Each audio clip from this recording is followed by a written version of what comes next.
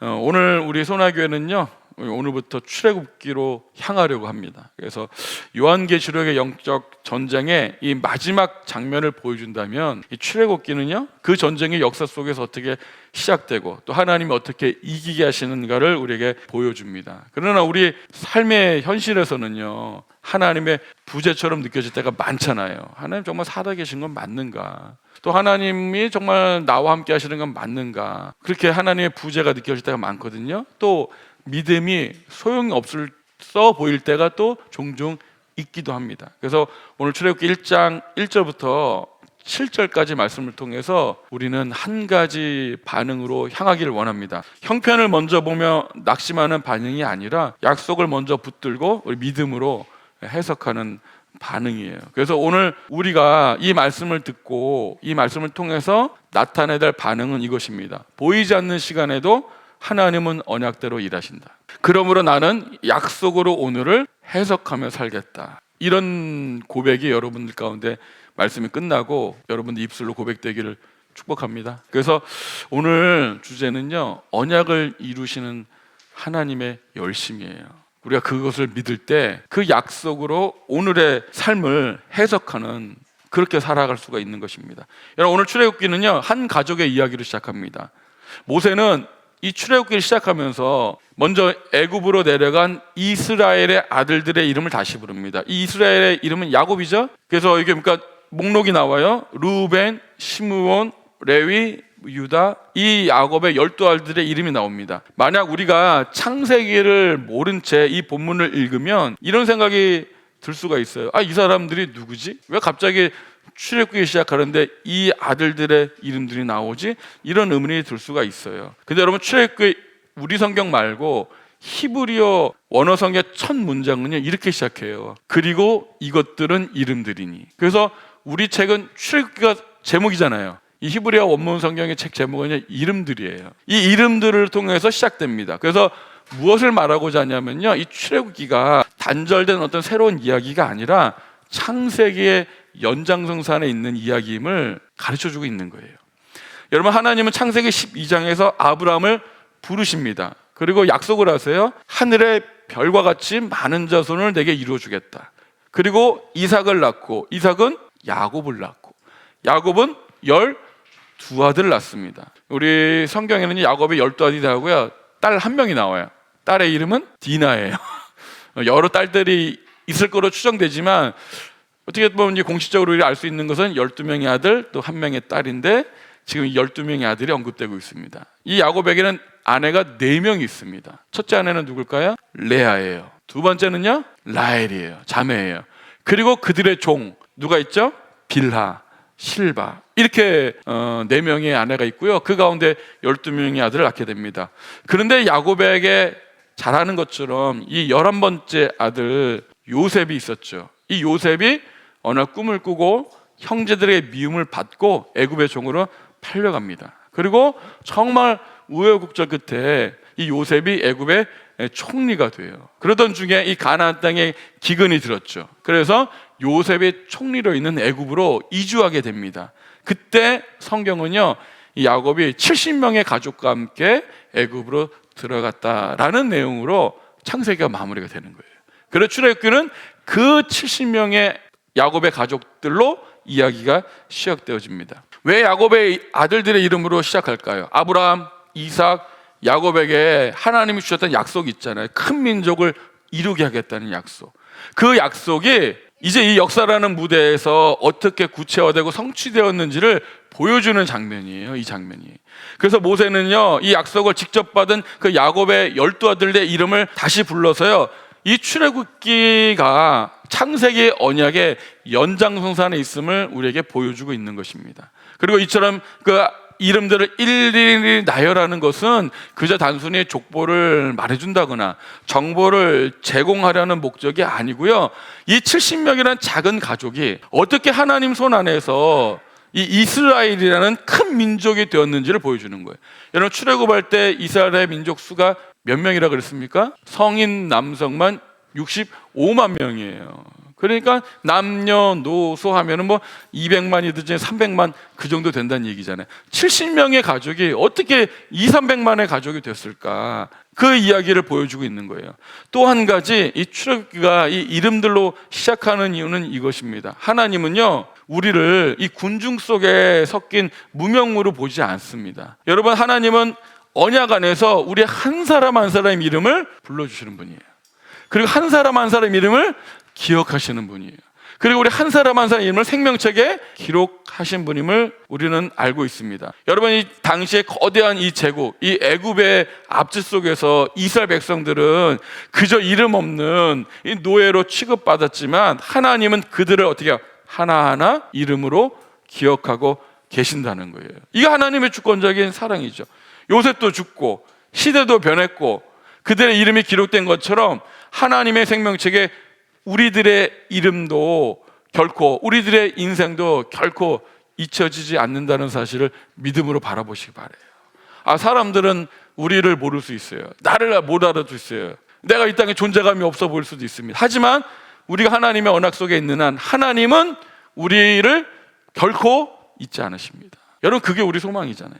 우리 삶이 작아 보이고 내 이름이 아무도 기억하지 않는 것처럼 느껴질 때도요, 하나님은 자신의 백성의 이름을 아시고 붙드세요. 우리 다 생명책 이름이 기록되어 있잖아요. 사람은 우리 이름을 잊을지라도 하나님은 우리 이름을 부르시면서요, 그 인생은 결코 헛되거나 사라지지 않습니다. 여러분들 이 이름들 속에서요, 우리들의 이름을 보시길 바라요. 하나님이 기억하시는 이름, 그것이 우리의 소망 아니겠습니까? 자, 6절 한번 보세요. 요셉과 그의 모든 형제와 그 시대 사람은 다 죽었고 그랬습니다. 사람은 다 죽죠? 세대는 바뀝니다. 시대도 변합니다. 그런데 여기서 중요한 것이 있습니다. 사람은 죽어도 하나님의 약속은 죽지 않습니다. 여러분, 그래서 7절이 나오는 거예요. 7절 한번 같이 읽어볼게요. 시작. 이스라엘 자손은 생육하고 불어나 번성하고 매우 강하여 온 땅에 가득하게 되었더라. 이 말은 단지 이스라엘의 인구가 늘었다는 그 이야기가 아니에요. 이 말씀은 하나님께서 언약대로 약속을 이루신 하나님의 열심, 또 그 약속을 이루신 하나님의 신실하심을 보여주고 있는 문장이에요. 여기서 말하는 하나님의 열심은요, 그저 순간적인 열정이 아니라 약속을 끝까지 책임지시고 반드시 이루시는 하나님의 신실하심입니다. 여러분, 성경은요, 사람의 이야기가 아니잖아요. 하나님이 누구신지, 그 하나님이 무슨 일을 하셨는지를 보여주는 거잖아요. 여러분, 우리 7절을 통해서 이스라엘 백성들이 이렇게 숫자가 늘었구나, 인구가 폭발적으로 증가했구나, 그 이야기 하려는 게 아니에요.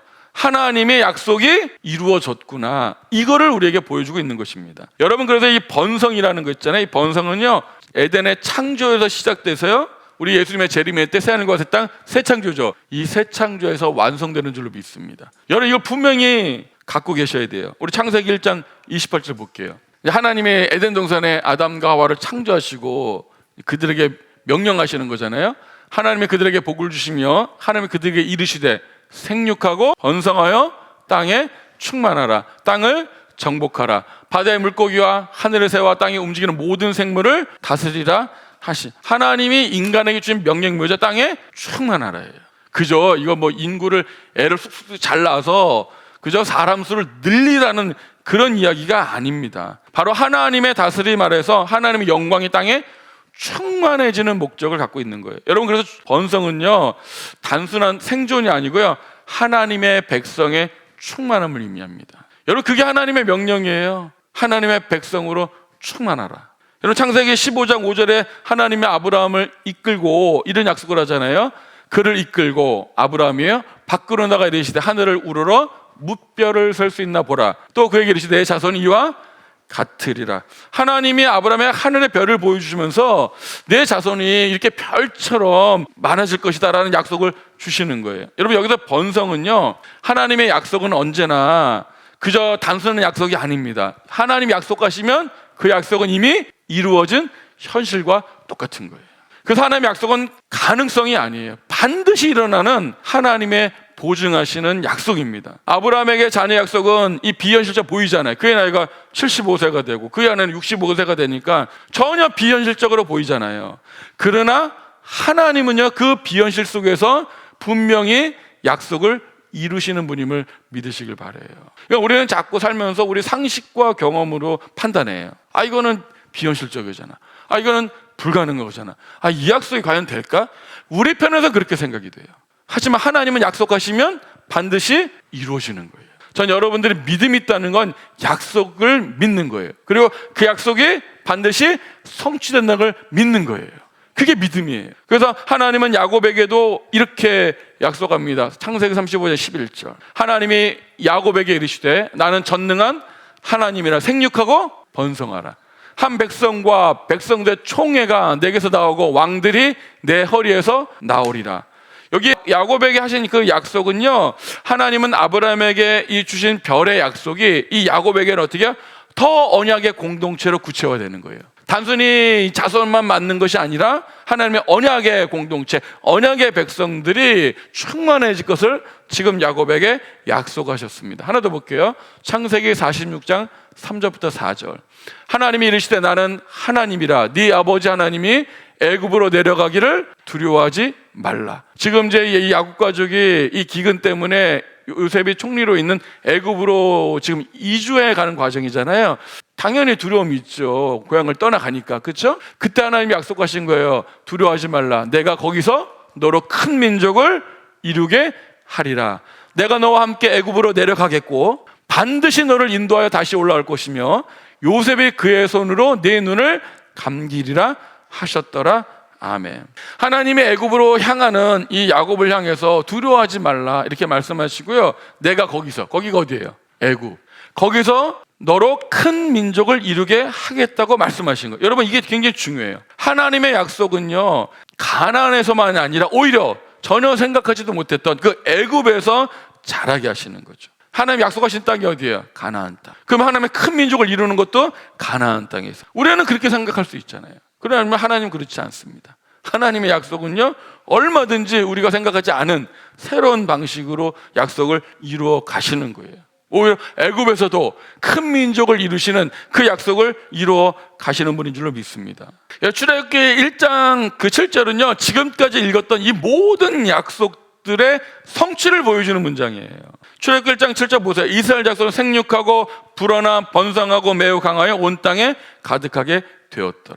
하나님께서 약속하셨던 아담과 하와에게 명령했던 그 지상 명령이, 또 아브라함에게 했던 약속이, 야곱에게 했던 그 약속이, 자손이 번성하고 충만하게 된 약속이 이 출애굽기 1장 7절에 성취된 거예요.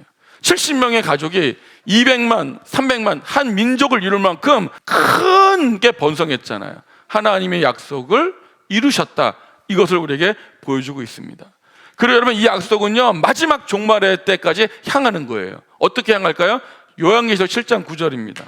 이거는 예수님 오시고 재림 때 일어나는 거잖아요. 이일 후에 내가 보니 각 나라와 족속과 백성과 방 안에서 아무도 능히 셀 수 없는 큰 무리가 나와 흰 옷을 입고 손에 종려가지를 들고 보좌 앞과 어린 양 앞에 서서 그랬습니다. 여기 보니까 하나님이 모든 열방 가운데서요, 아무도 셀 수 없는 큰 무리를 모으세요. 그들이 뭘 입고 있어요? 흰 옷 입고 있어요. 그리고 뭐 하고 있어요? 종려가지 들고 보좌 앞과 어린 양 앞에서 뭐 하고 있어요? 하나님을 경배하고 찬양합니다. 구원하심이 하나님께 있도다, 막 이러면서 찬양하고 예배하는 거예요. 자, 그런데 장로 중 하나가 응답하여 나에게 이르되 이 흰 옷 입은 자들이 누구며 어디서 왔냐 묻는 거예요. 저렇게 셀 수 없는 큰 무리가 흰 옷 입고 막 구원의 예배를 드리고 하나님 앞에서, 예수님 앞에서 막 찬양하고 있잖아요.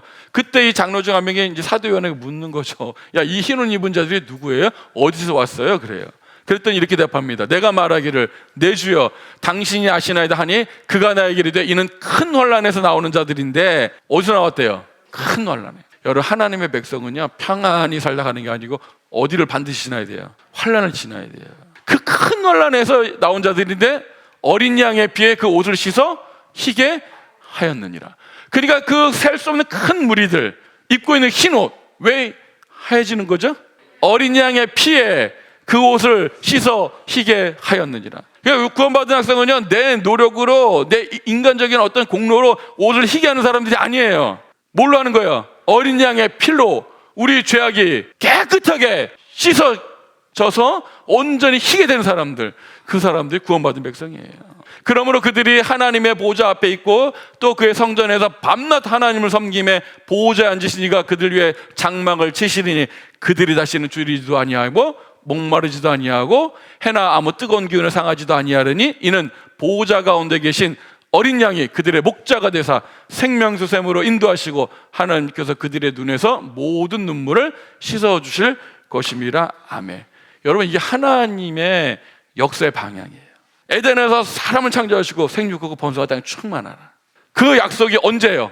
마지막 주님 오시는 그때 새 창조로 완성되는 거예요. 셀 수 없는 큰 무리로 어린 양의 피로 흰 옷을 입은 자들이 하나님의 찬양하고 예배하고 온전히 구원받는 그 모습으로 완성되는 줄로 믿습니다. 그래서 여러분들, 이게 중요한 거예요. 이게 구원받은 백성의 최종 모습입니다. 그러니까 출애굽기 1장 7절에 이 이스라엘 백성들의 충만함은요, 역사의 한 지점에 성취라면 이 방금 읽었던 이 요한계시록 7장에서 셀 수 없는 큰 무리는 모든 하나님의 언약 백성의 완성본입니다. 이 출애굽기 1장 7절의 약속을 보면서 종말의 약속을 바라보며 가는 거예요. 정리하면 1장 7절은 이 작은 가족 70명에서 큰 민족으로 이스라엘에 번성했다라는 것이 아니고요, 창조 때 하나님의 백성의 이 충만함이 이 하나님의 명령 안에서, 언약 안에서 진행되다가 이 종말의 새 창조 때 하나님의 백성으로 완성되는 과정을 보여주고 있는 것입니다. 아멘. 그래서 우리가 이 창세기 1장 7절을 읽을 때요, 하나님의 약속의 성취를 바라보면서 동시에 종말의 약속의 완성을 바라보게 하는 거예요. 단순히 이걸 읽고 이스라엘이 이렇게 충만해졌구나, 민족이 됐구나, 그게 아니에요. 하나님은 약속을 반드시 이루시는 분이구나, 하나님은 언약 백성을 충만히 채우시는구나, 그럼 마지막에 그 약속도 반드시 어떻게 해요? 이루어지겠구나. 거기까지 우리가 내다봐야 되는 것입니다.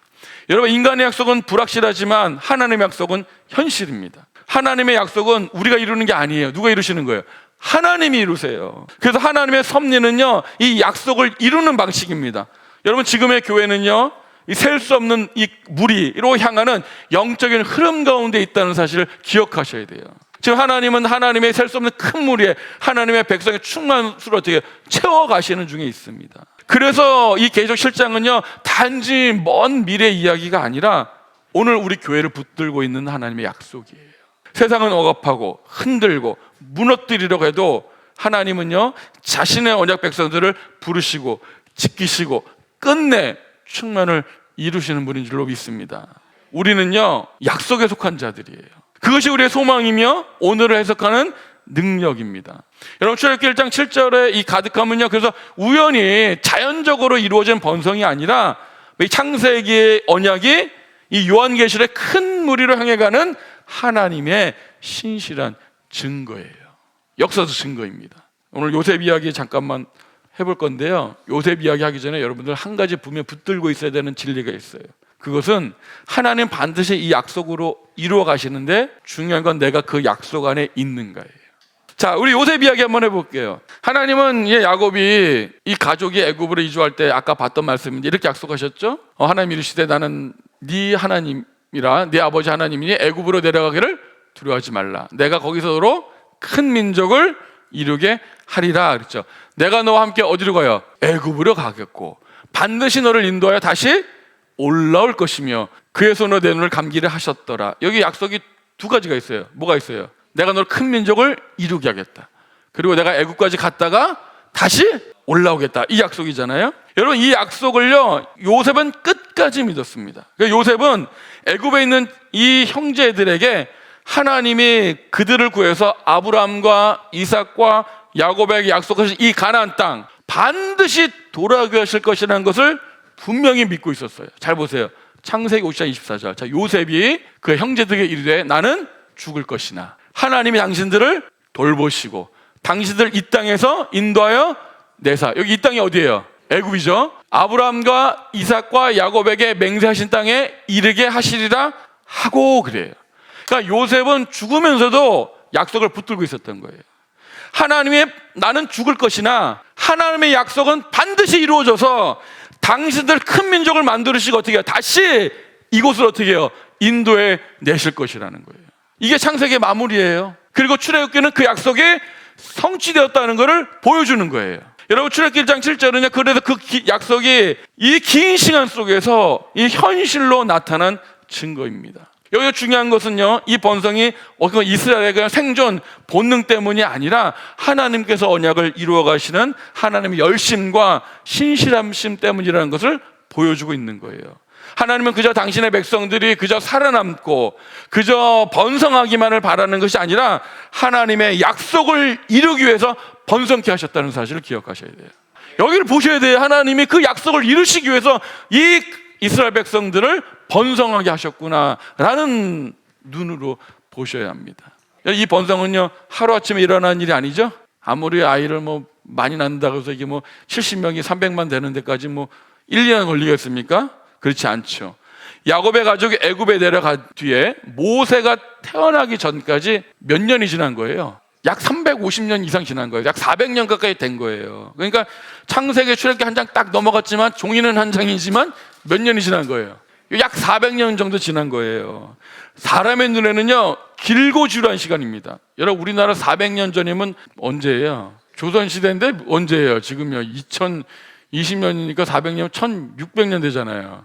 그때는 어떤 때예요? 15세기니까 세종대왕, 세조, 수양대군 이럴 때인가요? 그때서 지금까지 지난 거예요. 길어요, 안 길어요? 너무 길죠? 길고 사람의 눈은 아주 길고 지루한 시간처럼 보여요. 하나님이 일하시는 것 같지 않은 시간입니다. 하지만 우리가 아무 일도 없는 것 같다고 느끼는 그 시간에도요, 하나님은 언약대로 역사를 이루어 가십니다. 그 결과 1장 7절이에요. 온 땅에 가득하게 되었더라. 이게 중요해요. 우리는 종이 한 장 넘기고 이스라엘 백성은 400년 동안 아무 일도 안 일하는 것처럼 보여요. 하나님은 아무 일도 안 하신 것처럼 보여요. 하지만 하나님은 언약대로 그 일을 이루어 가셨다는 거예요. 그 성취가 바로 출애굽기 1장 7절입니다. 그러므로 여러분들, 우리 신앙 역사를 볼 때 먼저 물어야 할 질문은 이거예요. 그래서 사람이 늘었나 줄었나, 형편이 나아졌나 어려워졌나가 아닙니다. 하나님의 자기 백성을 어떻게 지키시고 어떻게 키우시는가, 그것이 핵심이에요. 하나님이 함께 애굽에 내려간다 그랬죠. 그래 다시 돌아오겠다 그랬잖아요. 그 기간이 얼마나 걸렸어요? 400년 동안. 우리 인간에 보면 하나님이 뭘 하시는 것 같아요? 아무것도 안 하신 것처럼 보여요. 정말 같이 내려온 게 맞나 싶어 보여요. 하지만 하나님은 정확하게 함께 오셨고 정확하게 이 약속을 이루셨고 지금 어때? 정확하게 다시 가나안 땅으로 인도해내시는 그 과정 가운데 있다는 거죠. 여러분, 출애굽기 1장은요, 우리에게 시선을 바꾸라고 말합니다. 우리는 자꾸 지금 내 삶의 한 장면만 보고 하나님을 판단해요. 지금 순간만 보고. 그러나 하나님은 세대를 넘는 언약의 역사 속에서 일하시는 분인 줄 믿으시기 바라요.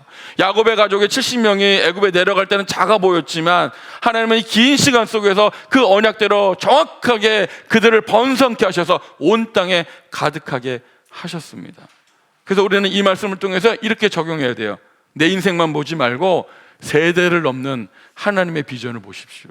우리 신앙이 너무 개인적이고 물론 그저 하나님이 이 순간에 내가 원하는 거 들어줬나 안 들어줬나, 우리 신앙이 거기서 벗어나질 못해요. 하지만 세대를 넘는 이 하나님의 비전을 보세요.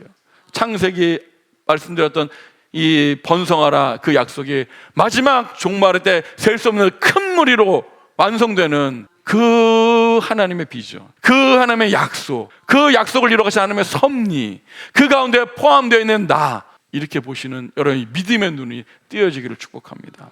그래서 오늘 내가 보기에는 변화가 없는 것 같고 답이 안 보이는 시간일 수 있습니다. 그러나 하나님은 그 시간에도 쉬지 않으십니다.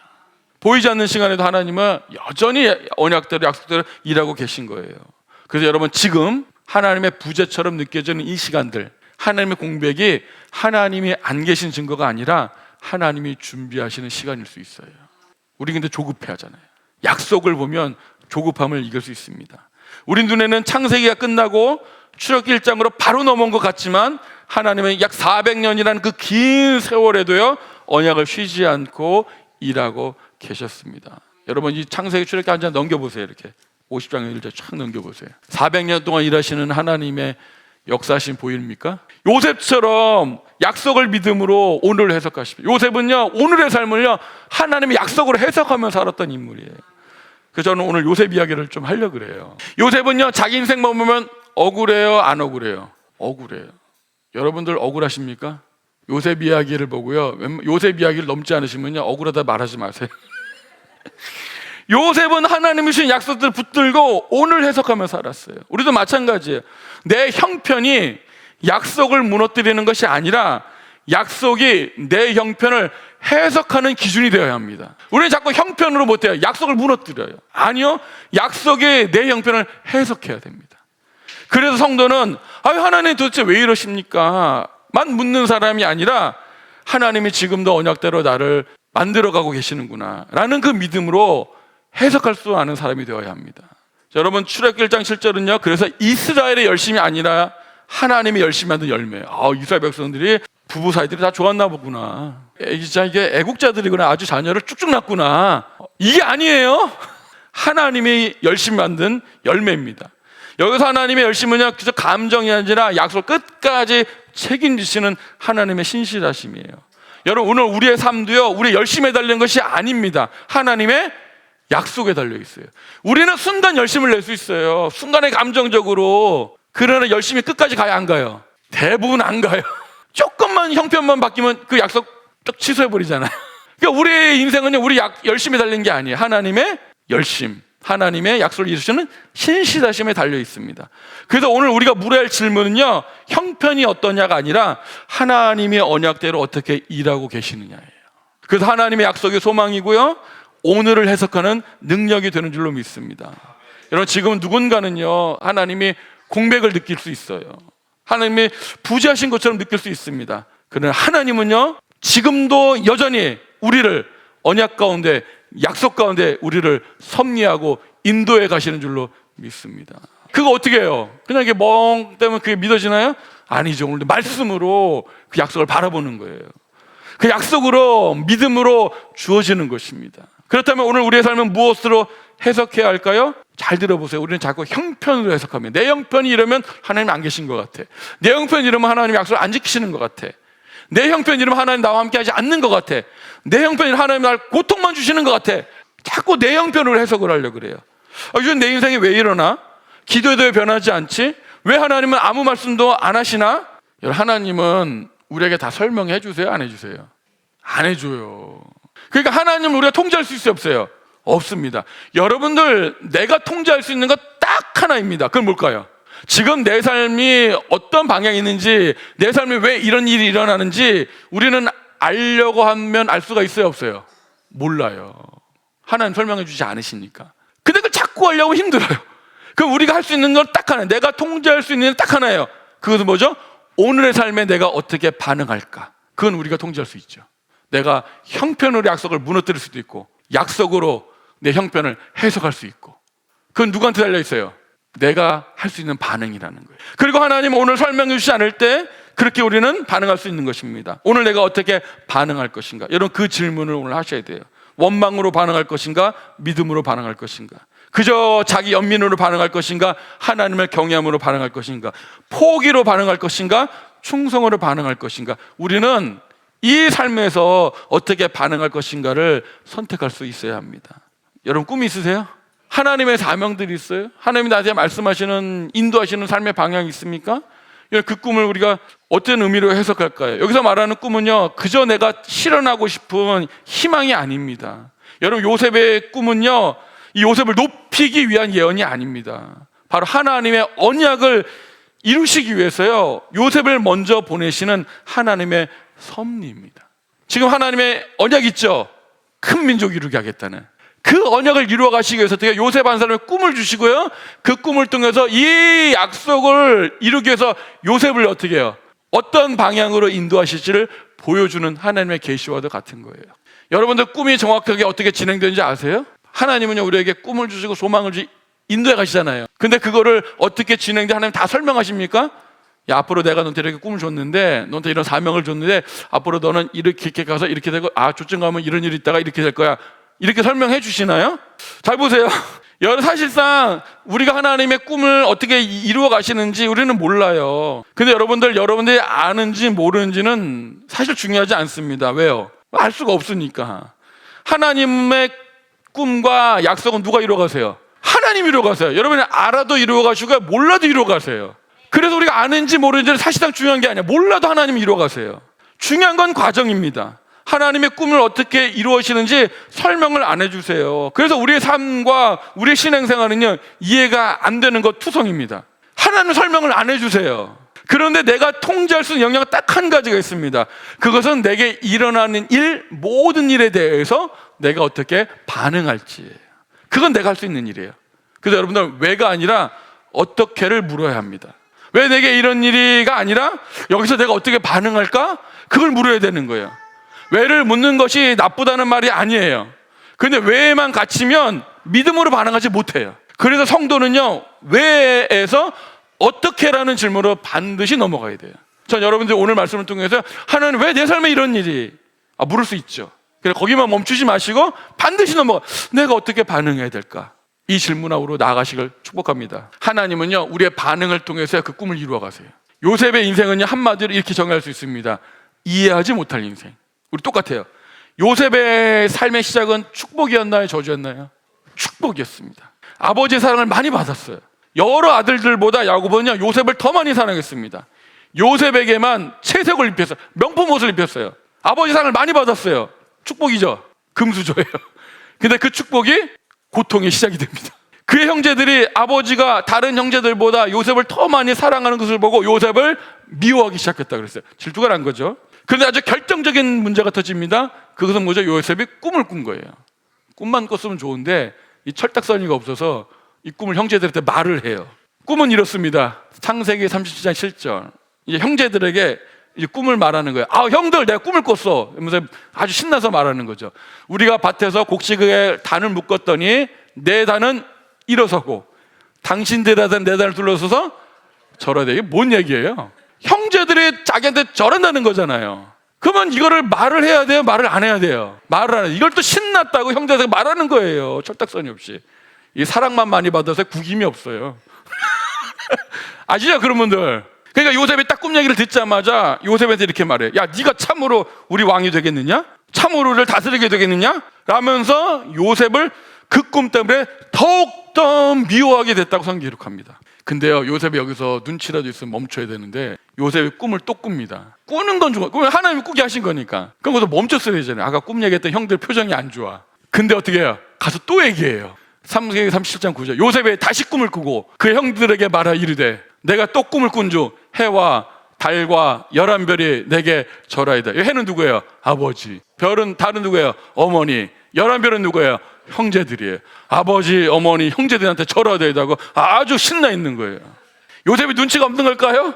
꿈 때문에 형제들이 기분 나빠지고 자신을 더 미워하게 됐는데 또 꿈을 꿨다고 그걸 또 신나서 말합니다. 이때 아버지가 보더니 어떻게 해요? 요셉을 꾸짖습니다. 창세기 37장 10절. 그가 그의 꿈을 아버지와 형들에게 말하며 아버지가 그를 꾸짖고 그에게 이르되 내가 꾼 꿈이 무엇이냐? 나와 네 어머니와 내 형들이 참으로 가서 땅에 엎드려 내게 절하겠느냐고 꾸짖어요.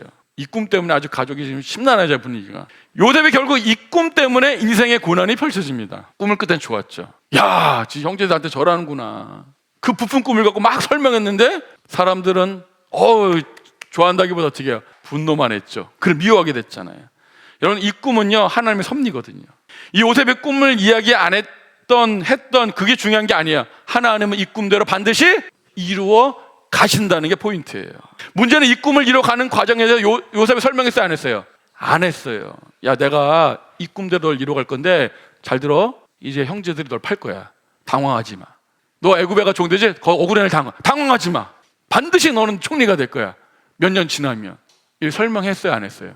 안 했어요. 하나님 뭐만 던져줬어요? 꿈만 던져줬어요. 그 꿈을 이뤄가는데 뭐 고난이 있다거나 어떤 일 벌자 전혀 알려주지 않습니다. 그래서 요셉은 이 꿈 때문에 고난이 시작되는 거죠. 그래서 어느 형제들이 이 요셉을 어떻게 해요? 착 잡아다가 채색 옷을 벗기고 구덩이에 던져버립니다. 그리고 지나가던 미디안 상인들이 요셉을 팔아버려요. 이 미디안 상인들이 요셉을 애굽으로 끌고 가서 보디발 장군의 집에 팔아버립니다. 애굽은 아버지의 사랑받는 존재에서 뭐가 됐어요? 한순간에 애굽의 종이 돼버렸습니다. 물어볼게요. 요셉이 뭐 잘못했나요? 하루아침에 종살이의 삶으로 전락했습니다. 그저 꿈 얘기 한 번 한 건데 너무 심하잖아요. 그걸 잘못했다고 말할 수는 없잖아요. 이해할 수 없는 고난의 삶이 펼쳐지고 있습니다. 자, 그런데 이 순간에, 가장 억울했던 이 순간에 이미 아시겠지만 성경은 이렇게 말합니다. 창세기 39장 2절. 이게 보디발 장군의 종으로 팔려갔을 때요, 여호와께서 요셉과 함께 하심으로 그가 뭐가 돼요? 형통한 자가 돼요. 또 놀라운 말이죠. 여러분, 지금 요셉이 애굽에서 종살이하고 있는데 형통합니까? 아니죠. 전혀 동의가 안 됩니다. 요셉은요, 왜 내게 이런 일이, 내가 뭘 잘못했을까? 이렇게 반응할 수 있잖아요. 그런데 그렇지 않고 요셉은요, 어떻게 반응할까를 생각했습니다. 내 삶이 이해가 되지 않지만 내가 어떻게 반응해야 되지? 그리고 자신이 주어진 자리에서 충성을 다합니다. 중요한 거예요. 요셉하면 모두가 총리를 떠올리잖아요. 근데 요셉의 위대함은요, 총리가 아니에요. 그가 주어진 자리에서 충성을 다했다는 거예요. 요셉은 보디발 집에서 종살이할 때 억울한 말 하소하고, 어이구 내 인생 왜 이렇게 됐냐, 내가 하나의 꿈을 꾼 것밖에 없는데 내가 뭘 잘못했다고 막 억울해하고 분노하지 않았다는 거예요. 그는 자신의 주어진 자리에서 최선을 다해서 성실하게 충성합니다. 그래서 보디발 장군의 인정을 받고요, 이 보디발 장군의 모든 재산을 관리하는 관리자가 되는 거예요. 근데 여러분, 여기서 또 생각지도 못한 일로 어려움을 당합니다. 성경은 보니까요, 요셉은요, 용모가 빼어나고요, 아름다웠대요. 얼마나 잘생기고 얼마나 멋있으면 그렇게 표현했을까. 외모가 출중하다는 얘기죠. 이 잘생긴 외모 때문에 보디발의 아내가 오늘 유혹합니다. 요셉은요, 그 유혹을 거절하고요, 옷을 버려두고 도망가요. 장 볼게요. 창 39장 9절. 다 아는 얘기지만 잘 정리해 보세요. 이 집에는 나보다 큰 이가 없으며 주인이 아무것도 내 금하지 아니하였어도 금한 것은 당신뿐이니 당신은 그의 아내임이라. 그런즉 내가 어찌 이 큰 악을 행하여 누구한테? 하나님께 죄를 지으리까. 여러분, 요셉은요, 이 유혹을 이길 수 있었던 이유는요, 그가 뭐 의지력이 강해서도 아니고요, 성품 때문이 아닙니다. 그가 세상을 바라보는 하나님의 언약적 해석이 그의 중심에 자리 잡고 있었기 때문에 그래요. 나는 지금 하나님의 꿈을 이뤄가는 과정 중에 있어. 이해할 수는 없지만 요셉은 이 죄를 도덕적으로, 윤리적으로 어떤 보디발과 신뢰의 문제로 생각한 게 아니에요. 하나님께 대한 죄로 여기고 있다는 거예요. 여러분, 요셉에게 보이지 않는 하나님이 가장 현실이었습니다. 그래서 유혹 앞에서도 흔들리지 않는 거예요. 내 형편으로 흔들리는 게 아닙니다. 하나님의 약속이 나를 붙들고 있었던 거예요. 요셉은 주인이 아무것도 내게 금하지 아니하였어도 라고, 그 말은 뭘까요? 나는 우리 주인 장군의 신뢰를 받고 있는 사람이야 라는 인식을 갖고 있는 거잖아요. 내게 맡겨진 일, 내 욕망을 위한 기회가 아니라 하나님 앞에서의 사명으로 해석한 거예요. 그래서 유혹은 내 쾌락에 기회를 주는 것이 아니라 맡겨진 신뢰를 무너뜨리는 행위라고 해석했던 거예요. 그래서 내가 어찌 하나님 앞에 큰 악을 행하고 하나님께 범죄하겠습니까? 라는 맥락으로 그 자리를 피해서 도망간 거예요. 여러분, 지금 이 현장 한번 생각해 보세요. 여기 둘만 있습니다. 아무도 없어요. CCTV 있어요, 없어요? 없습니다. 그냥 눈 한번 딱 감고 넘어가주면 인생이 편해질 수 있어요. 그러나 요셉의 영적 현실에는요, 하나님이 지금 보고 계신 거예요. 하나님의 눈이 보여요. 여러분, 이거는 두려움이 아니라요, 내가 하나님께 속한 자로 살고 있다는 경외에서 보는 믿음이에요. 그래서 요셉의 거절은요, 나는 누구인가라는 정체성에서 나온 능력입니다. 유혹을 이기는 길은요, 의지력이 아니라 나는 누구인가라는 정체성에서 시작됩니다. 이게 중요한 거예요. 여러분, 꼭 유혹 앞에 물으셔야 돼요. 나는 누구인가? 요셉이 잘못한 게 있어요? 없어요. 그런데 오히려 보디발의 아내는 요셉을 거짓 고발합니다. 아, 요셉이 나를 희롱하려고 나를 덮쳐갖고 내가 큰 소리로 불렀더니 얘가 도망갔어요. 여기 옷 보세요. 증거예요. 요셉이 나타나서 저 아닌데요. 들어줄 사람이 있어요, 없어요? 아무도 없어요. 누가 종의 말을 듣습니까? 그래서 어디로 갑니까? 보디발이 요셉을 감옥에 가둬버려요. 요셉이 옳은 행동을 했나요? 나쁜 행동을 했나요? 옳은 행동을 했습니다. 믿음대로 했죠? 믿음 행동을 했습니다. 결과가 어디예요? 감옥이에요. 요셉이 감옥에서 왜 내게 이런 일을 한탄하지 않습니다. 아니, 내가 하나님 앞에 어떻게 살았는데 하나님 나한테 이럴 수 있냐? 나는 그냥 믿음을 지킨 것뿐인데 어떻게 나한테 이럴 수 있냐? 내가 형제 팔릴 때 원망도 하지 않고 또 이 보디발에 충실하게 일했고 또 유혹 앞에서도 내가 믿음으로 그 유혹을 떨쳐냈는데 어떻게 하나님이 나한테 이럴 수 있는가?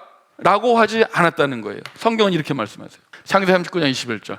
여호와께서 요셉과 함께 하시고 그에게 인자를 더하사 간수장의 은혜를 받게 하심에, 그래요. 여러분, 이렇게 억울하고 고통당하고 있는데 하나님께서 뭐라고 말씀하세요? 내가 너와 함께 있다. 보디발 안에 유혹 사건이 왜 일어났습니까? 중요한 게 아니에요. 몰라요. 어차피 답이 없습니다. 하나님, 제가 뭘 잘못했나요? 이유라도 알려주세요. 하나님은 답해요, 안 해요? 안 해요. 전혀 설명하지 않습니다. 중요한 거는요, 그 이유를 알려고 하면 계속 수렁에 빠지는 거예요. 왜요? 하나님은 알려주지 않으시니까. 요셉은 그래서 어떻게 해요? 이 감옥에서 내가 어떻게 반응할까를 묻습니다. 그리고 그 감옥에서도 자신의 주어진 자리에서 최선을 다해서 충성합니다. 결국 요셉은 감옥에서도 신뢰를 얻고 감옥의 관리자가 돼요. 근데 보세요. 창세기 39장 23절. 간수장은 그의 손에 맡긴 것을 무엇인지 살펴보지 아니하였으니 이는 여호와께서 요셉과 함께 하심이라. 그러니까 하나님이 함께 하심의 특징은요, 자신의 주어진 자리에 충성하는 거예요. 여호와께서 그를 범죄 어떻게 해요? 형통하게 하셨더라. 여러분, 요셉의 이야기 가운데요, 요셉을 형통하다는 일을 딱 두 번 해요. 어디서? 감옥에서, 보디발 장군의 집에서 종으로 팔렸을 때, 지금 어디로? 감옥에 있을 때, 인생의 가장 억울한 순간에, 가장 밑바닥에 있는 순간에 하나님은 그를 뭐라 그래요? 형통하다 그래요. 왜요? 하나님이 함께 하시기 때문에. 보디발의 종으로 있을 때, 감옥에 갇혔을 때 이게 형통입니까? 그래서 성경 형통이라고 말하는 거예요. 성경은 하나님이 함께 하시는 걸 형통이라고 말합니다. 왜요? 하나님의 꿈을 이루어가는 과정 중에 있다는 거예요. 요셉은 이해할 수 없으나 자신이 통제할 수 있는 유일한 거 있잖아요. 어떻게 반응할지를 선택하고 주어진 자리에 충성합니다. 여러분, 그 순간에 이 감옥에 두 명의 사람이 들어옵니다. 애굽왕 바로의 술 맡은 관원자, 떡 맡은 관원이 들어와요. 아주 고위직이에요. 이 둘이 왔을 때 꿈을 꿉니다. 그래서 요셉이 그 꿈을 해석해줘요. 먼저 자세히 설명은 하지 않겠지만 이렇게 돼요. 술 맡은 관원장이 꿈을 꾸고요, 요셉이 해석해줘요. 당신의 꿈은요 3일 후에 복직된다는 꿈이에요. 좋은 꿈이 안 좋은 꿈이에요? 좋은 꿈이에요. 그리고 한마디 더 붙입니다. 당신이 잘 되거든 나를 좀 생각하고 내게 은혜 베풀어서 내 사정을 바로에게 좀 알아주세요. 저 억울해요. 그리고 나를 여기서 건져주셔서 부탁을 해요. 자, 그리고 떡 맡은 관원장의 꿈을 해석해 줍니다. 그 꿈은 이거예요. 내용을 설명하지 않을게요. 당신은 3일 후에 죽습니다. 그리고 실제로 3일 후에 이 떡 맡은 관원장은 죽어요. 자, 술 맡은 관원장은 3일 후에 복직됐어요. 여러분, 그러면 어떤 생각 가져야 돼요? 야, 그 요셉의 그 감옥에 있던 그 참 신통하다. 그 꿈대로 내가 복직됐구나. 고맙다. 하고 이렇게 얘기를 해줘야 되잖아요. 근데 이렇게 됩니다. 창세기 40장 23절. 술 맡은 관원장이 요셉을 기억하지 못하고 그를 잊었더라. 약 2년 동안 있습니다. 여러분, 저는요 요셉이요 그의 인생 중에 가장 힘든 순간이 이 순간이라고 생각해요. 왜 그렇죠? 희망이 있는데 희망이 사라졌을 때가 가장 고통스러워요. 자신 희망을 얻었잖아요. 꿈대로 해석되고 3일 만에 복직되고, 야, 나 드디어 억울함 풀 수 있겠다. 희망 가질 수 있지 않았겠어요? 근데 술 맡은 관원장이 자기를 잊어버렸어요. 몇 년 동안? 2년 동안. 내가 이제 풀려나나 보다. 하나님이 드디어 이제 억울하면서 나를 풀어주시는구나. 이제 하나님이 나를 함께 하시는 걸 실제로 보여주시는구나 하고 있는데 아무 일도 일어나지 않아요. 여러분도 그렇죠? 말씀 듣다가 이제 오늘 말씀이 감동이 돼서 이제 하나님이 내 인생을 풀어주시나? 소망으로 갔는데 어때요? 달라져요? 안 달라져요? 그때 절망이잖아요. 잊혀졌습니다. 2년 동안 잊혀졌어요. 요셉은 2년 동안 침묵해야 했습니다.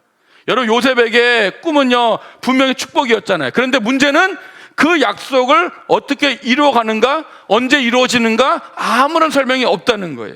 그의 삶은 점점점 어떻게 해요? 약속에서 멀어져 가고 있습니다. 요셉이 할 수 있는 일은 뭘까요? 약속 안에서 입 닫는 것밖에 없어요. 그리고 잘하는 것처럼 바로의 꿈을 해석해주고 총리가 됩니다. 이 이야기는 자세히 하지 않을 거예요. 그때 요셉은요 이렇게 반응하지 않습니다. 총리가 됐을 때, 야, 드디어 내 꿈이 이루어졌구나. 꿈은 이루어진다. 드림이 이렇게 하지 않았다는 거예요. 그리고 뭐예요? 내가 이날을 위해서 참고 드디어 꿈을 이뤘다. 이렇게 해석하지 않습니다.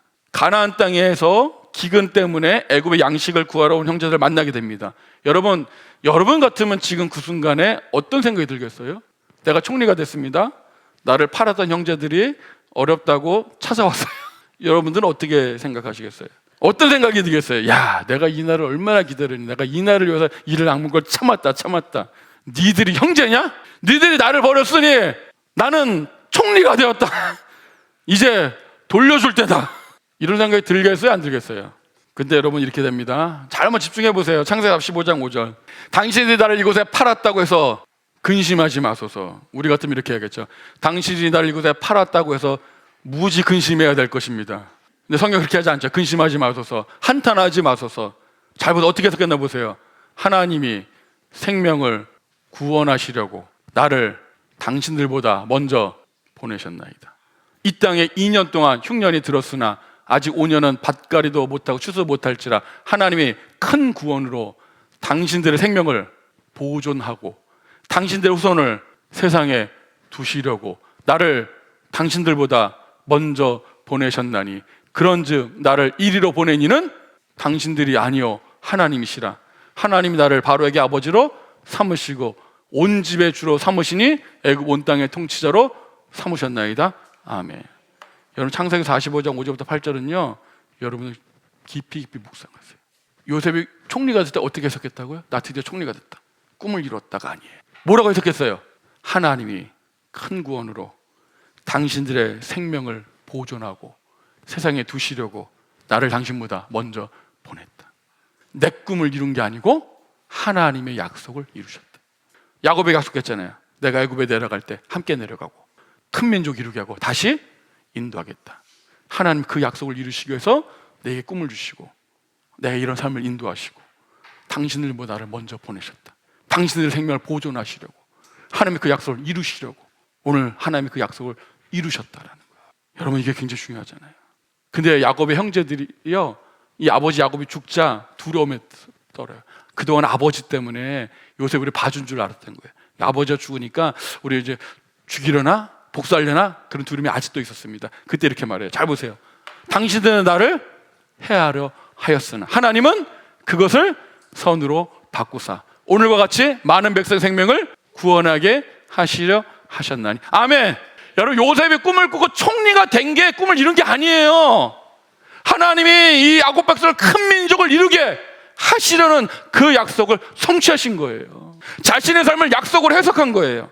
요셉은 자신이 겪은 고난을 부정하지 않습니다. 고난 겪은 거 맞아요. 그렇다고 고통으로 기억하지 않습니다. 그 과거를 하나님의 중심으로 다시 해석하는 거예요.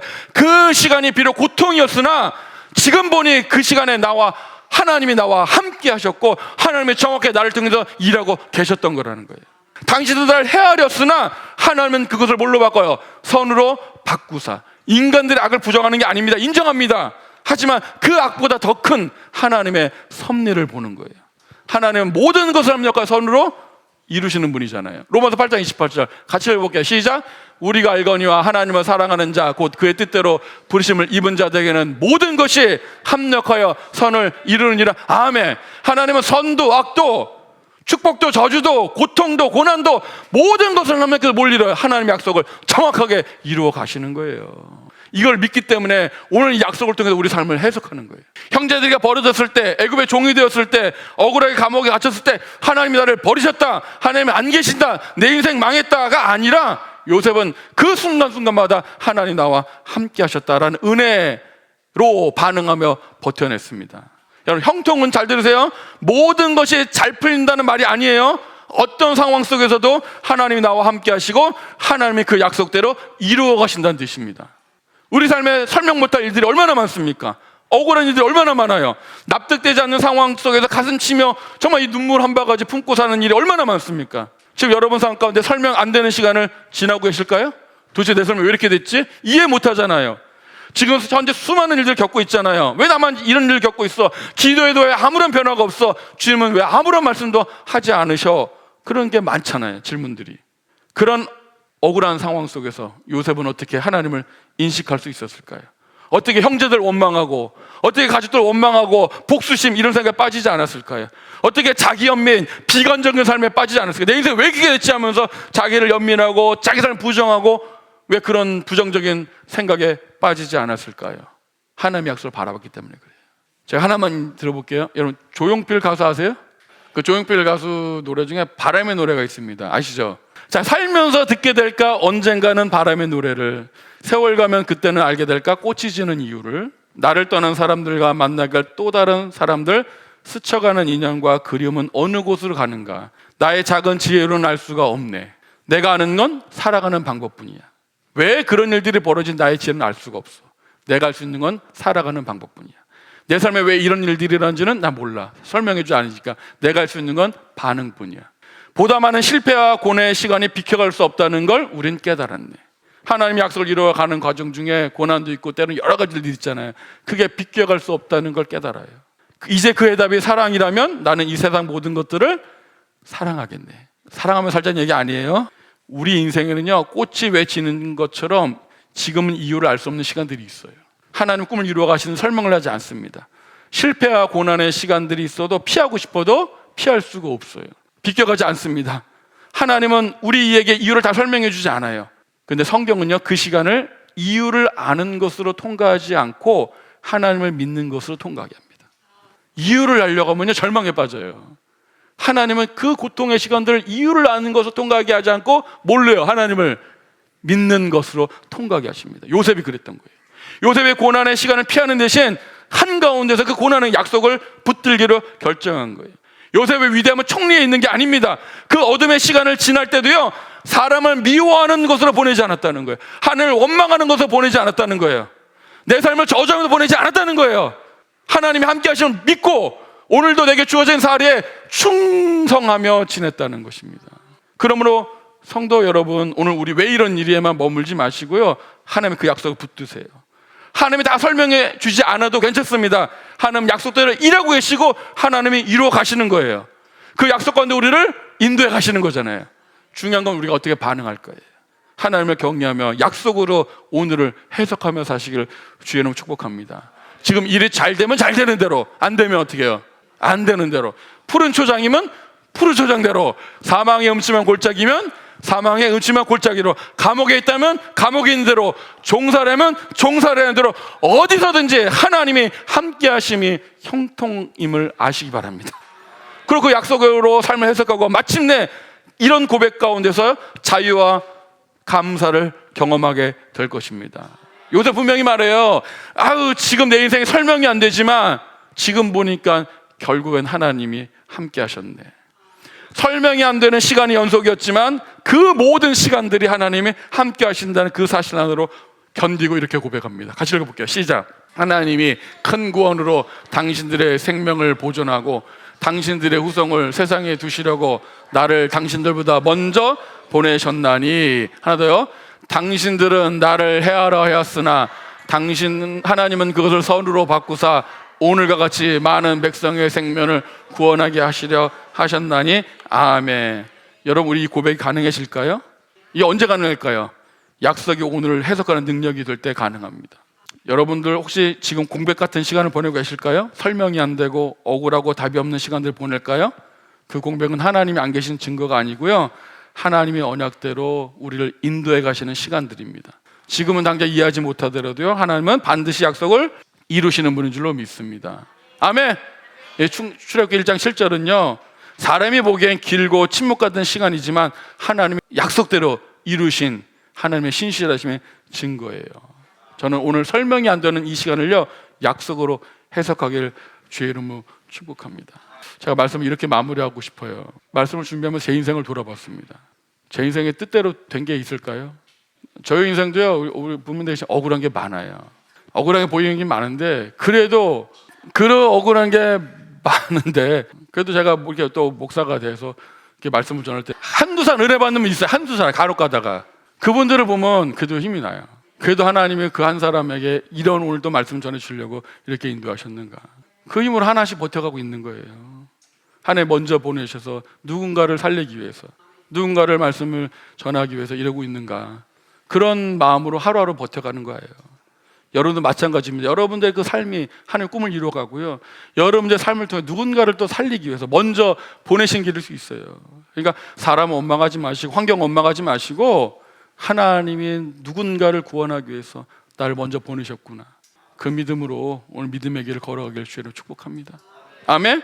그래서 여러분 1장 7절 이런 결론 내리자. 이스라엘 자손은 생육하고 분하나 번성하고 매우 강하여 온 땅에 가득하게 되었더라. 시대가 변해도 약속은 변하지 않습니다. 형편으로 하나님 판단하지 마시고요, 하나님 약속으로 형편을 해석하십시오. 하나님은 반드시 언약 백성을 이루어 가시는 줄로 믿습니다. 그래서 결론 이거예요. 약속은 반드시 이루어집니다. 우리 열심이 아니라 누구 열심으로? 하나님의 열심으로. 보이지 않는 시간에 하나님은 일하십니다. 침묵처럼 느껴지는 세월에 하나님의 부재가 아니라 언약을 이루어 가시는 하나님의 손길입니다. 그러면 오늘 우리는요, 왜만 갇히지 마시고 오늘 내가 어떻게 반응할까? 하나님의 이런 충만한 약속을 바라보면서 오늘 해석하며 믿음으로 살아가기를 주의 이름으로 축복합니다. 찬양하겠습니다.